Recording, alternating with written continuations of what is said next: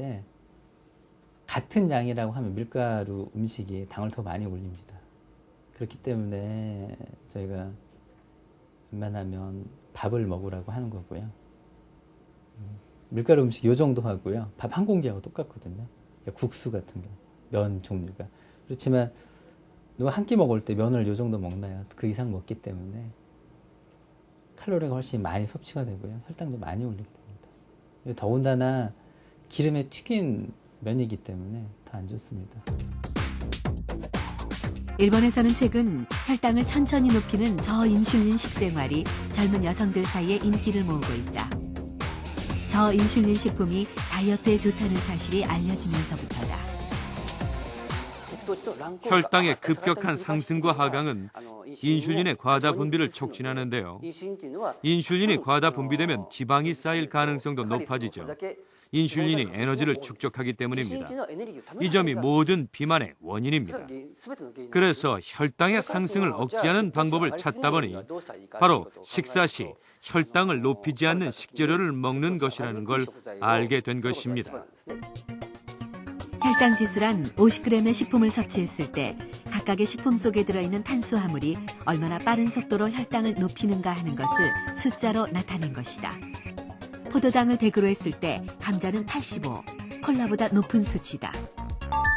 백설탕의 경우 정제 과정에서 비타민과 미네랄이 제거되기 때문에 혈당 지수 68로 상당히 높은 편이다. 흰 식빵의 경우 혈당 지수 95로 포도당과 거의 비슷한 수준으로 혈당을 급격히 상승시킨다. 정제된 흰 쌀밥의 혈당 지수는 92, 식빵과 거의 비슷한 수준으로 혈당 지수가 매우 높다. 꼭꼭 씹어 먹는 것이 중요합니다. 그리고 식재료는 가급적이면 딱딱한 것을 고릅니다. 또 채소처럼 섬유질, 식이섬유가 풍부한 것을 먹는 것이 좋습니다. 혈당 조절을 위해 또 한 가지 중요한 것은 정제되지 않은 식품들을 섭취하라는 것이다. 현미밥은 흰쌀밥에 비해 혈당 지수가 월등히 낮다. 땅콩을 포함한 콩류는 혈당을 아주 천천히 상승시키는 대표적인 건강식품들이다. 그렇다면 많은 양의 탄수화물을 꾸준히 섭취했을 때 우리 몸에서는 어떤 일이 일어날까? 50대 여성 5명을 대상으로 식사 습관과 혈당 검사를 해봤다. 저는 밥을 많이 먹어요. 얼마 정도로? 한 공기 더 먹어요. 근데 밥이 맛있어. 예? 밥이 맛있어가지고. 좋았습니다. 음식은 그냥 가리는 거 없이 잘 먹어요. 그래서 밥을 원래 또 잘 먹어요. 식사를 잘해요. 그래서 식사를 밥 한 공기 이상은 안 먹으려고 노력하고 있어요. 먼저 참가자들의 혈액을 채취해서 혈당을 측정했다. 그리고 각각 50g의 설탕물을 마시게 한 후 다시 혈액을 뽑아 혈당의 변화를 관찰하기로 했다. 이를 통해 각자의 인슐린이 얼마나 혈당을 잘 조절하는지 그 능력을 확인할 수 있다. 5분 중에 2분은 당부화 후 2시간 때 172, 173. 우리가 정상은 140 이하고요. 200이 넘으면 당뇨병으로 진단할 수 있는데 이분은 전형적으로 140에서 200 사이에 들기 때문에 내당능 장애로 진단할 수 있고요. 이분들은 이제 대개 당뇨가 오기 전 단계에 나타나는 이제 내당능 장애 같은 경우는 우선적으로는 인슐린 저항성이라는 게 나타납니다. 그 말은 인슐린의 작용이 떨어지는 거죠. 그래서 식사를 하고 혈당이 올라가면 인슐린이 나오는데 그 인슐린이 혈당을 적절하게 떨어뜨리지 못하니까 혈당이 정상인보다 훨씬 더 많이 올라가고 떨어져도 천천히 떨어지는 그런 효과가 있어서 결국 2시간 후에 혈당이 140을 넘는 그러나 당뇨가 아닌 그런 당뇨 전 단계, 내당능 장애를 가지는 겁니다. 2007년 미국에 발표된 논문. 서양 사람들에 비해 탄수화물 섭취가 많은 중국 여성들의 인슐린에 관한 연구 결과. 탄수화물과 쌀 위주로 섭취하는 사람들의 2형 당뇨 발생 위험이 78% 더 높은 것으로 밝혀졌다.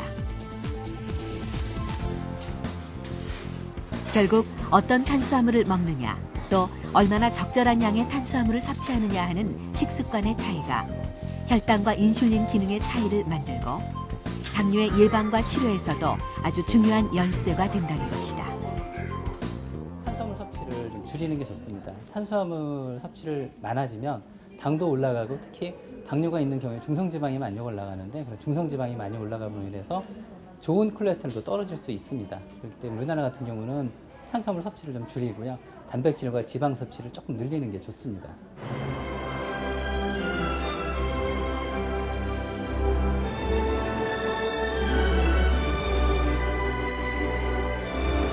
영화 E.T.의 이 장면.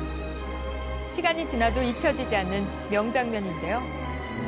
그런데 여러분 혹시 E.T.가 어떤 모습이었는지 정확히 기억이 나시나요? 커다란 머리, 가느다란 팔과 다리, 그리고 볼록 나온 배. 이것이 스티븐 스필버그 감독이 창조해낸 외계인 E.T.의 모습이었습니다. 그런데 개봉한 지 20년이 더 지난 영화 속 E.T.의 모습이 아주 특별한 이유로 다시 화제가 되고 있습니다. 바로 혈당을 급격히 상승시키는 탄수화물을 지속적으로 많이 먹을 경우 점점 E.T. 체형으로 변할 수 있다는 전문가들의 경고 때문입니다. 혈당이 급격히 상승했다 떨어지게 되면 인체는 저혈당증을 막기 위해 코티졸이라는 호르몬을 분비하게 됩니다. 문제는 이 코티졸이 주로 팔과 다리의 근육에 있는 단백질을 분해해서 혈당 농도를 조절하게 된다는 것입니다. 결국 혈당을 빠르게 높이는 탄수화물을 많이 먹을 경우 배는 볼록해지고 팔다리는 가늘어지는 E.T. 체형이 될 수도 있다는 것입니다. E.T. 체형이 되지 않도록 하는 비법 혹은 E.T. 체형을 정상 체형으로 되돌리는 방법은 과연 무엇일까요?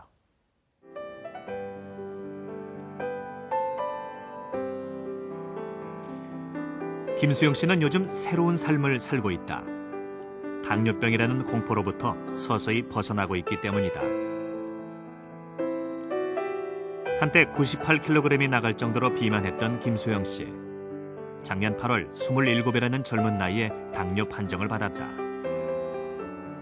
목이 이렇게 자주 마르고 그리고 이제 소변을 자주 보고 그리고 계속 공복감이 생겨요. 지치고 금방. 그래서 병원 가서 보니까 당 검사를 한번 해보자는 말을 하시더라고요. 그래서 당 검사를 했는데 400에서 한 500 정도 나왔었어요. 당 수치가. 병원에서 충격적인 결과를 받은 후 김수영 씨와 가족들이 가장 먼저 바꾼 것은 바로 식습관이었다. 자극적인 반찬들 대신 신선한 채소를 식탁 위에 올리기 시작했고 기름진 치킨 대신 수육을 먹기 시작했다.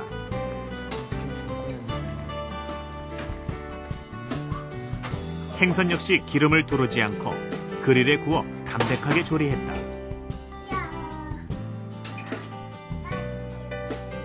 그런데 이렇게 철저히 저인슐린 식단으로 바꾼 넉 달 동안 김수영 씨는 놀라운 변화들을 체험했다. 95kg에 달하던 몸무게가 67kg으로 넉 달 만에 무려 몸무게 28kg 감량에 성공한 것이다. 더욱 놀라운 것은 하루 한 번만 약을 먹으면 될 정도로 혈당이 거의 정상을 회복했다는 것이다.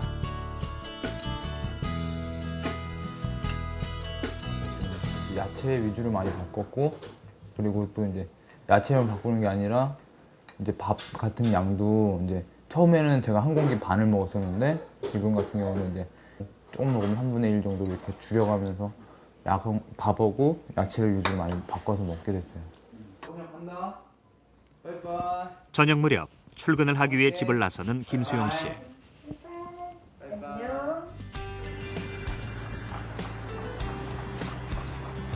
지난 넉 달 동안 당뇨의 공포로부터 벗어나기 위해 단 하루도 빼놓지 않고 지켜온 또 다른 원칙이 있다.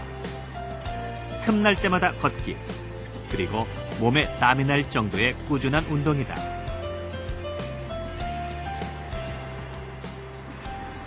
직장까지 거리는 한 30분에서 한 40분 정도 걸려요. 그리고 맨날 운동을 꾸준히 할 수가 없기 때문에 이렇게 출퇴근할 때는 꼭 이렇게 걸어서 운동을 하고 있고요. 항상 이렇게 해야지만이 제가 마음이 편하고 또 유지될 수 있다고 생각을 해요.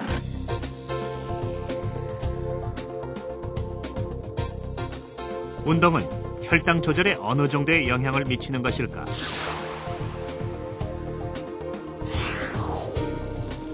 운동 전 실험 참가자들의 혈당과 인슐린 변화 그래프. 운동 후에 혈당과 인슐린 모두 더 낮게 유지.